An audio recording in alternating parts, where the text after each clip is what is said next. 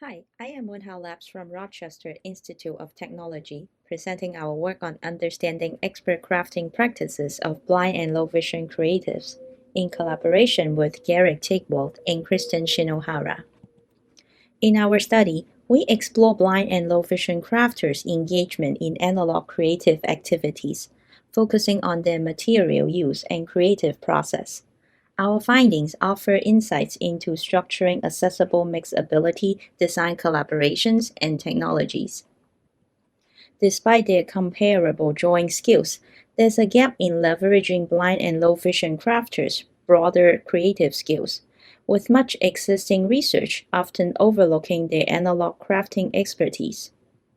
We aim to fill this gap by exploring the non-digital crafting process of these individuals, focusing on what materials and tools do blind and low vision creatives use in their crafts, and what techniques do they use in their creative endeavors and in collaboration with sighted colleagues.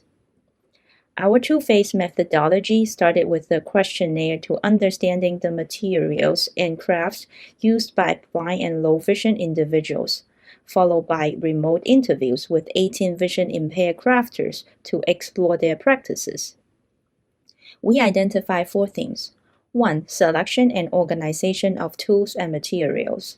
2. Creative iteration in different forms. 3. Feedback solicitation and iterative improvements. And 4. Creative collaboration. Participants used a wide variety of items based on their objectives, availability, tactility, and temporary nature, managed through their own organizational systems. They explore ideas through drawing, digital tools, and material manipulation, with a preference for digital tools, zoom, and editing capabilities. They sort feedback to validate ideas, but favoring critical feedback for improvement. Collaborative crafting of mixed ability groups involves task division and challenges due to differences in detail orientation among collaborators. Blind and low vision crafters prefer low cost, tactile, and modifiable materials. They have positive experiences in mixed ability collaborations. Their crafting strategies were similar to sketching in HCI.